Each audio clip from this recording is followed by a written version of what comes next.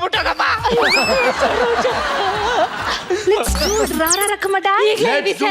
ಸರೋಜಂಗೆ ಹೇಳ್ತೀನಿ ಮತ್ತೆ ಅವಳ ಮಗುಗೆ ಜ್ವರ ಬಂದು ಸೀರಿಯಸ್ ಆಗದೆ ಬೇಗ ಅವಳನ್ನ ಬುಟ್ ಕಟ್ಟಿಸ್ಬಿಡಿ. ಡಾರ್ಲಿಂಗ್, ನನಗೆ ಮದ್ವೆನೇ ಆಗಿಲ್ಲ, ಮಗು ಎಕಡೆಯಿಂದ ಪುಟ್ಟುತ್ತೆ?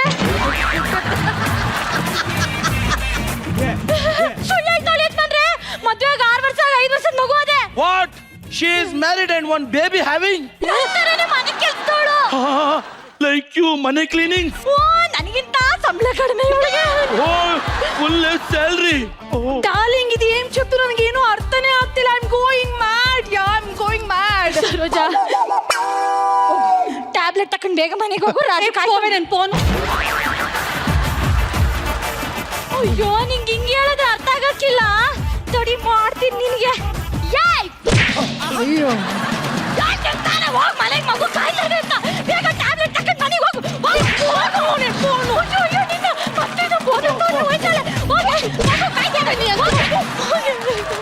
ಅಯ್ಯೋ ಯಜಮಾನ್ರೆ, ನಮ್ ರಾಜು ಏನಾದ್ರು ಇರ್ಲೋದ?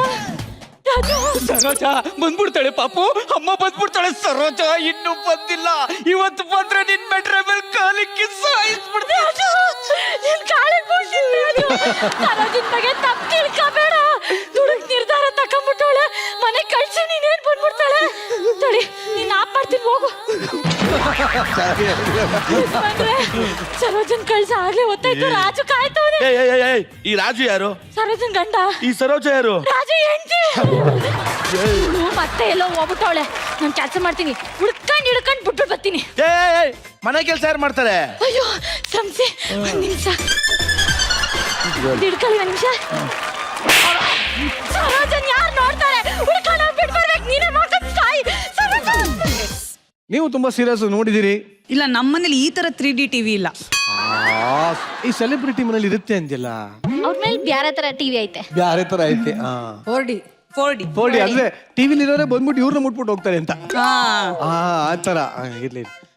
ನಿರಂಜನ್, ನಿನ್ನ ಈ ಜ್ಞಾನಕ್ಕೆ ಅದು 3D, ಇದು KD. ಅದಕ್ಕೆ ಮೋಸ್ಟ್ಲಿ ಆ ಸೀಟ್ಗೆ ಆತರ ಏನೋ ಸಮಸ್ಯೆ ಇದೆಯಾ ಅಂತ. ಸೀಟ್ಗೆ ಏನು ಸಮಸ್ಯೆ ಇಲ್ಲ. ಅಲ್ಲಿ ಬಂದವರೆಲ್ಲ ಪಂಚ್ ಹೊಡಿತಾರ. ಬಂದವರೆಲ್ಲ ಪಂಚ್ ಹೊಡಿಯಲ್ಲ, ಪಂಚ್ ಹೊಡಿಯೋರ್ ನಾನೇ ಕರೆಯೋದು. ಬಟ್ ಸದ್ಯಕ್ಕೆ ಹೇಗಿತ್ತು ಈ ಒಂದು ಸೀರಿಯಲ್ ಸಂತೆ? ನಿಜವಾಗ್ಲೂ ಇದು ಪ್ರತಿಯೊಬ್ಬರ ಮನೆಯಲ್ಲೂ ನಡೆಯೋ ಅಂತ ಒಂದು ಕಥೆನೆ. ಯಾಕಂದ್ರೆ ನಮ್ಮ ಮನೇಲೆ ನಡೆಯುತ್ತಿದ್ದು. ಸೀರಿಯಲ್ ನೋಡ್ತಾ ನೋಡ್ತಾ ನೋಡ್ತಾ ಎಷ್ಟು ಇನ್ವಾಲ್ವ್ ಆಗ್ಬಿಟ್ಟಿರ್ತಾರೆ ಅಂದ್ರೆ ನಿಜವಾಗ್ಲೂ ಹಂಗ್ ನಡೀತಿದ್ಯೋ. ಬೈತಿರ್ತಾರೆ ಕ್ಯಾರೆಕ್ಟರ್ಸ್ನ, ಬಟ್ ಅದರ ಒಂದು ಕಾಮಿಕಲ್ ರೆಪ್ರೆಸೆಂಟೇಷನ್ ಇತ್ತಲ್ಲ, ಸೂಪರ್ ಆಗಿತ್ತು. ತುಂಬ ಚೆನ್ನಾಗಿತ್ತು. ಇನ್ಫ್ಯಾಕ್ಟ್ ನಾನು ಯಾವಾಗಲೂ ಅನನ್ಯಾಗೆ ಹೇಳ್ತಾ ಇರ್ತೀನಿ, ನೀನು ಒಂದು ಅದ್ಭುತ ಕಲಾವಿದೆ Ananya. Thank you. You are very good. Thank you so much. I mean, of course ನಾನು ಗಿಲಿ ನೋಡ್ತೀನಿ, ಸೊ ನಿನ್ನ ಎಲ್ಲ ಸ್ಕಿಟ್ಸ್ನ ನೋಡ್ತಿರ್ತೀನಿ. But to see you live ಇದೆಯಲ್ಲ, ಅದು ಅದ್ರ ಕಿಕ್ಕೇ ಬೇರೆ. Thank you ma'am. ತುಂಬ ಚೆನ್ನಾಗಿ ಆ್ಯಕ್ಟ್ ಮಾಡ್ತೀಯಾ. ಆ್ಯಂಡ್ ಅಫ್ಕೋರ್ಸ್ ಪ್ರಶಾಂತ್ ತುಂಬ ಚೆನ್ನಾಗಿ ಮಾಡಿದ್ರಿ. And I think as an actor you can pull off any role ಅಂತ ಅನ್ಸತ್ತೆ ನನಗೆ. ರಿಯಲಿ ನನಗೆ ಆ್ಯಕ್ಚುಲಿ ಈ ಕಂಪ್ಲೀಟ್ ಸ್ಕಿಟ್ಟಲ್ಲಿ ಒಂದು ಸರ್ಪ್ರೈಸ್ ಪ್ಯಾಕೇಜ್ ಅಂದರೆ ನನಗೆ ಯಶು. ಅಂದರೆ ನಾವು ಜನರಲ್ ಆಗಿ ನೀವು ಆ್ಯಕ್ಟ್ ಮಾಡೋದನ್ನ ನಾವು ಎಲ್ಲೂ ನೋಡೋಕ್ಕಾಗಲ್ಲ. But this is one platform where ನೀವು ಆ್ಯಕ್ಟ್ ಮಾಡೋದು ನಮಗೆ ಗೊತ್ತಾಗೋದು. ಅದರಲ್ಲಿ ಐ ರಿಯಲಿ ಥಿಂಕ್ ಪ್ರತಿ ಒಂದು ಎಪಿಸೋಡಲ್ಲೂ ನಿಮ್ಮ ಇಂಪ್ರೂವ್ಮೆಂಟ್ ಕಾಣಿಸ್ತಿದೆ. ಪ್ರತಿ ಒಂದು ಎಪಿಸೋಡಲ್ಲೂ ಏನು ಇಷ್ಟೊಂದು ಇಂಪ್ರೂವ್ಮೆಂಟ್, ಇಷ್ಟು ಚೆನ್ನಾಗಿ ಆ್ಯಕ್ಟ್ ಮಾಡ್ತಿದ್ದಾರೆ ಅಂತ. ಆ್ಯಂಡ್ ಕಾಮಿಡಿ ಬಂದು ಒಂದು ಈಸಿ ಜಾನರ್ ಅಲ್ವೇ ಅಲ್ಲ. ಒಂದು ಆ್ಯಕ್ಟಿಂಗ್ ಬ್ಯಾಕಿಂಗ್ ಇಲ್ಲದೆ ಡೈರೆಕ್ಟ್ಲಿ ನೀವು ಕಾಮಿಡಿಗೆ ಜಂಪ್ ಮಾಡಿಬಿಟ್ಟು ಇಷ್ಟು ಚೆನ್ನಾಗಿ ಮಾಡ್ತಿರೋದು, it is really amazing. Thank you ma'am. Thank you so much. ಯಾರೋ ಕನ್ನಡಕದ ಒಳಗಡೆನೆ ಅಳ್ತಾ ಇದಾರಪ್ಪ. ಕಾಣಿಸ್ತಿದೆ. ಕನ್ನಡಕದ ಒಳಗಡೆನೆ ಅಳ್ತಾ ಇದಾರೆ. ಅಳು ಬರ್ತಾ ಇದೆ, ಅಳಬಾರದು.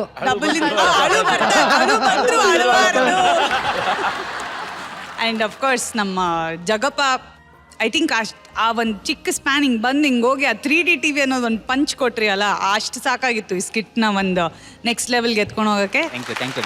ತುಂಬ ಚೆನ್ನಾಗಿತ್ತು. Thank you. ಈಗ ಸುದ್ದಿ ಮೇಡಮ್, ನಿಜವಾಗ್ಲೂ ನೀವು ಎಷ್ಟು ಜನನ ಕಣ್ಣಲ್ಲಿ ನೀರು ಹಾಕ್ಸಿದ್ರಿ, ಆದ್ರೆ ಅಳು ಬಂದ್ರೆ ಅಳಬಾರದು ಅನ್ನೋ ಒಂದು ಸೀರಿಯಲ್ ಅನ್ನ ನೀವು ನೋಡಿದೀರಾ? ನನಗೆ ಎಂತೆಂತ ವಿಚಿತ್ರ ವಿಚಿತ್ರ ಟೈಟ್ಲ್ಗಳು ಇಡ್ತಿದ್ರು ಗೊತ್ತಾ?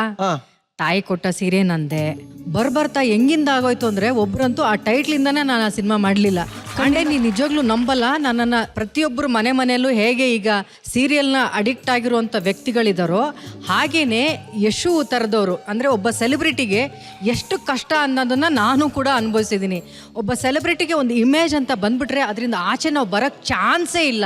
ನಾನು ಸೀರೆ ಹಾಕೊಳ್ದೆ ಯಾವ್ದಾದ್ರು ಚೂಡಿದಾರ್ ಹಾಕೊಂಡು ಹಳ್ಳಿಗೆ ಏನಾದ್ರು ಹೋಗ್ಬಿಟ್ಟೆ ಅಂತ ಅನ್ಕೊಳ್ಳಿ, ಯವ್ವಿ ನೀ ಇಂಥ ಬಟ್ಟೆ ಎಲ್ಲ ಊಟಯ್ಯ ಅನ್ನೋರು ಜನ ನಾನು ನೋಡ್ಬಿಟ್ಟು. ಅಂದರೆ ಹಳ್ಳಿ ಜನ ಈಗಲೂ ಕೂಡ ಆ ಥರದ ಜನ ಇದ್ದಾರೆ. ಸಿನಿಮಾನ ನೋಡಿ ಕಲಾವಿದರು ಬೇರೆ ಇವ್ರು ಬೇರೆ ಅಂತ ಅಂದ್ಕೊಳ್ಳೋದೇ ಇಲ್ಲ, ತುಂಬ ಬೇಗ ಕನೆಕ್ಟ್ ಆಗ್ತಾರೆ. ಸಿನಿಮಾದಲ್ಲಿರೋರೇ ಬೇರೆ ನಾನು ಬೇರೆ ಅಂತ ಅವ್ರನ್ನ ಬೇರೆ ಬೇರೆಯಾಗಿ ನೋಡೋಕ್ಕೆ ಸಾಧ್ಯನೇ ಇಲ್ಲ. ಅದು ಕೆಲವು ಕಲಾವಿದ್ರಿಗೆ ಮಾತ್ರ ಆ ಅದೃಷ್ಟವೂ ಇದೆ, ಆದರೆ ಅದರಲ್ಲಿ ಕಷ್ಟವೂ ಇದೆ ಅನ್ನೋದು ಎಲ್ರಿಗೂ ಅರ್ಥ ಆಗಬೇಕು. ಆ ರೀತಿಯ ಒಂದು 2 ರೀತಿಯ ಒಂದು ಕ್ಯಾರೆಕ್ಟರ್ನ ಈ ಒಂದು ಸ್ಕಿಟ್ಟಲ್ಲಿ ತುಂಬಾ ಅದ್ಭುತವಾಗಿ ತೊಗೊಂಡು ಬಂದರು. It was very lovely. ಒಟ್ಟಾರೆ ಸಖತ್ತಾಗಿತ್ತಪ್ಪ, ಸಖತ್ ಮಜಾ ಕೊಟ್ಟು. Thank you.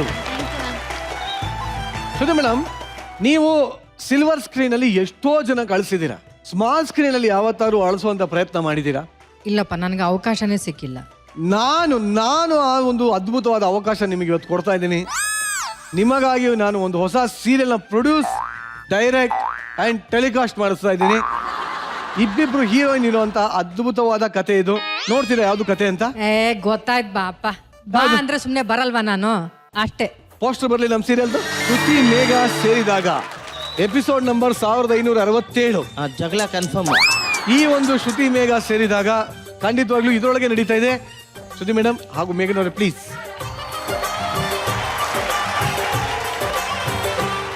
ಮೇಘ, ಹೇಳಿ ಅತ್ತೆ. ನನ್ನ ಮಗನನ್ನ ನೀನು ಗಂಡನಾಗಿ ಸ್ವೀಕರಿಸಿದ್ದು ನನಗೆ ತುಂಬಾ ಹೆಮ್ಮೆ ವಿಚಾರನ ಕಣಮ್ಮ. ಏನ್ ಮಾಡೋದು, ಇಂಥ ಒಂದು ಗಂಡ ಸಿಗಬೇಕು ಅಂದ್ರೆ ನೀನು ಅದೃಷ್ಟ ಮಾಡಿದ್ಯಾ. ಕರೆಕ್ಟ್ ಆಗಿ ಹೇಳಿದೆ. ನನ್ನ ಮಗ ಯಾರನ್ನೇ ನೋಡ್ಲಿ ಕೇವಲ ಕಂಟೆಸ್ಟೆಂಟ್ ಆಗಿ ನೋಡ್ತಾನೆ ಹೊರತು ಅವ್ರನ್ನ ಬೇರೆ ಭಾವನೆಯಲ್ಲಿ ಯಾವತ್ತಿಗೂ ನೋಡಿದ್ದಿಲ್ಲಮ್ಮ. ನನ್ನ ಮಗ ಚಿನ್ನದಂತಹ ಮಗ. ನನ್ನ ಮನೆಗೆ ನೀನು ಸೊಸೆಯಾಗಿ ಬಂದಿರೋದಕ್ಕೆ ಪುಣ್ಯ ಮಾಡಿರ್ಬೇಕು ಕಣಮ್ಮ, ಪುಣ್ಯ ಮಾಡಿದ್ಯಾ. ಎಂತ ಮಾತು ಹೇಳ್ದೆ ಅಮ್ಮ. ನೋಡ್ದ ಮೇಘ, ಇಂಥ ಅತ್ತೆ ಪಡೆಯೋದಕ್ಕೆ ನೀನು 7 ಜನ್ಮದ ಪುಣ್ಯ ಮಾಡಿರ್ಬೇಕು. ಇವ್ರೇನ್ ಸುಮ್ನೆ ನನ್ನ ಸೊಸೆಯಾಗಿ ಕರ್ಕೊಂಡ್ ಬಂದಿಲ್ಲ. ಒಂದು ಬಂಡಿ ಡೌರಿ ಕೇಳಿದ್ರು, ನಮ್ಮ ಅಪ್ಪ ಕೊಟ್ರು, ಇವ್ರು ಸೊಸೆ ಮಾಡ್ಕೊಂಡ್ರು. ಹಣ ಚಿನ್ನದಕ್ಕೆಲ್ಲ ಆಸೆ ಪಡೋ ಹಾಗಿದ್ದಿದ್ರೆ ನಾನಿವತ್ತು ಕರಿಮಣಿಯನ್ನ ಹಾಕೊಂಡ್ ಬರ್ತಾ ಇದ್ನ ಮೇಘನ. ಮಣಿ ಮಣಿ ಮಣಿ ಮಣಿ ಮಣಿಗೊಂದು ದಾರ. ಈ ಒಂದು ಸಂಚಿಕೆ ನಿರ್ದೇಶಕರಿಗೂ ಡೈಲಾಗ್ ಕೊಡಮ್ಮ. ಡೈಲಾಗೇ ಬಿಡ್ತಿಲ್ವಲ್ಲಮ್ಮ. ಯಾವ ಸೀಮೆ ಹೆಂಡತಿ ಇದು? ಗಂಡನಿಗೆ ಮಾತಾಡಕ್ ಬಿಡ್ತಾರೆ ಹೆಂಡತಿ ಒಂದ್ ಹೆಂಡ್ತಿನ? ಎಲ್ಲ ಹೆಂಡ್ತಿರೋ ಗಂಡನಿಗೆ ಮಾತಾಡಕ್ ಬಿಡದೇ ಇರೋ ಹೆಂಡ್ತಿರಂತಾನೇ ನೀವ್ ಹೇಳ್ತಿರಲ್ಲ, ಅದಕ್ಕೆ ಅದನ್ನೇ ಪ್ರೂವ್ ಮಾಡ್ತಾ ಇದೀನಿ. ಸುಮ್ನೆ ನಿಂತ್ಕೊಳ್ರಿ. ಆದ್ರೂ ಪರವಾಗಿಲ್ಲ, ಬೆಳಗ್ಗೆ ಉಪ್ಪಿಟ್ಟು ಮಾಡಿದ್ದೆ, ಅದ್ರಲ್ಲಿ ಉಪ್ಪೇ ಇರ್ಲಿಲ್ಲ. ಯಾಕೆ? ನಮ್ಮಮ್ಮನಿಗೆ ನನಗೆ ಉಪ್ಪು ಹುಳಿ ಖಾರ ಎಷ್ಟು ಬೇಕು ಅನ್ನೋದು ಎಷ್ಟು ಚೆನ್ನಾಗಿ ಗೊತ್ತಿದೆ ಅಲ್ವಾ? ಅವಾಗ ನಿಮ್ಮ ಅಮ್ಮನ ಹತ್ರನೇ ಮಾಡಿಸ್ಕೋಬೇಕಾಯ್ತು, ನನ್ನ ಹತ್ರ ಏನಕ್ಕೆ ಮಾಡಿಸ್ಕೊಂಡ್ರಿ? ಮತ್ತೆ ಎಂತಿ ಅಂತ ಮದ್ವೆ ಆಕಾದೆ ನಾನು? ನಾನೇನು ಉಪ್ಪಿಟ್ಟು ಮಾಡಕ ಮದ್ವೆ ಅದೇ?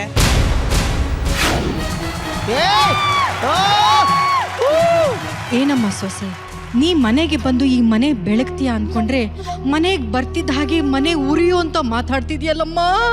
ತುಂಬಾ ತೂಗಾಡ್ಬೇಡ ಮಗನೇ, ಬಿದ್ದೋಗ್ತೀಯ.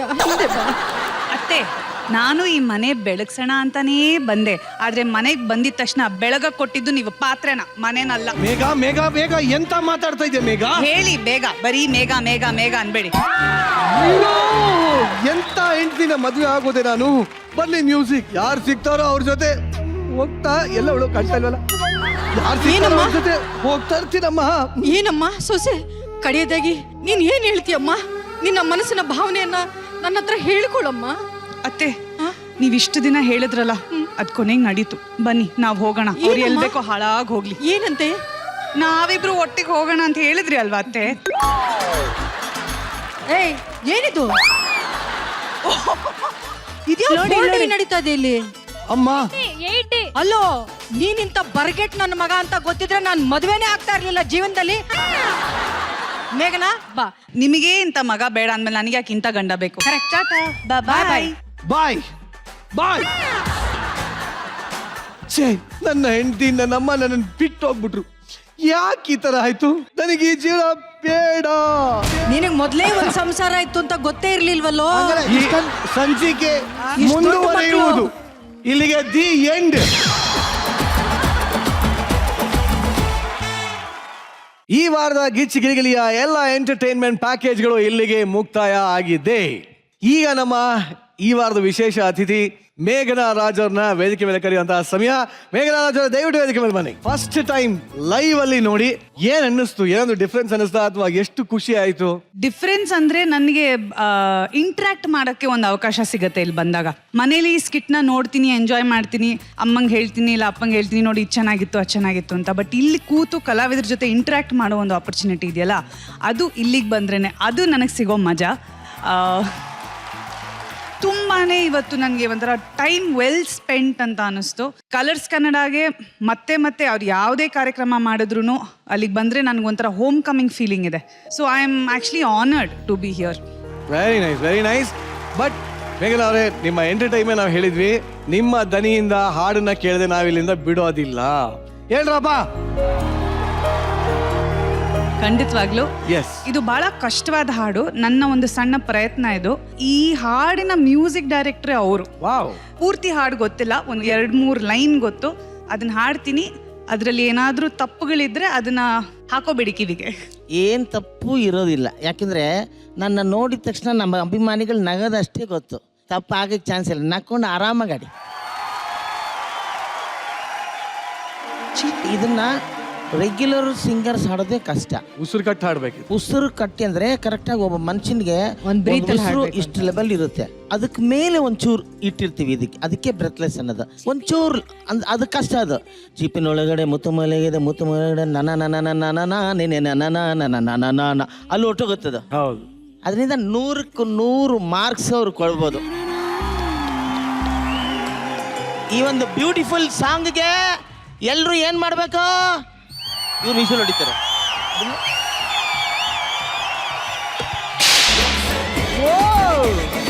ಸ್ಟೆಪ್ ಹೇಳ್ಕೊಡ್ತೀನಿ. Step.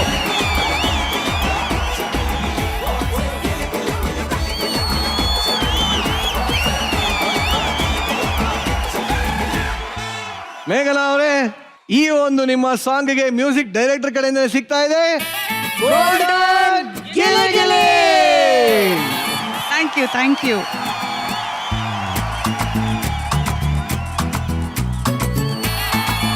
Thank you so much. We love you, Meghna. Thank you. I love you all. Love you, love you.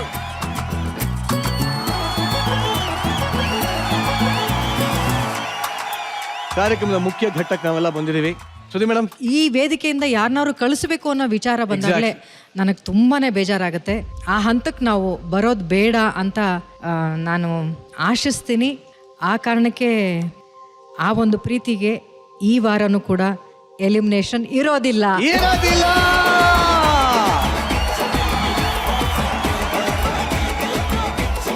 But contestants serious ಆಗಿ ತಗೊಳ್ಳಿ.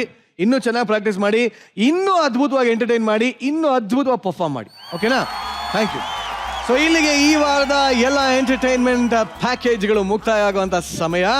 ಮುಂದಿನ ವಾರ ಮತ್ತಷ್ಟು ಎಂಟರ್ಟೈನ್ಮೆಂಟ್ ಪ್ಯಾಕೇಜ್ಗಳನ್ನ ಹಿಡ್ಕೊಂಡು ನಾನು ನಿಮ್ಮ ಮನೆಗೆ ಬರ್ತೀನಿ ಅಂತ ಹೇಳ್ತಾ, ಇದು ವೀಕೆಂಡ್ ನ ಲಾಫಿ ಕಥಕಳಿ ಗಿಚ್ಚಿ ಗಿಲಿಗಿಲಿ. ಮುಂದಿನ ವಾಸಿಗಳ ಗುಡ್ ನೈಟ್, ಟಾಟಾ, love you all, take care, bye.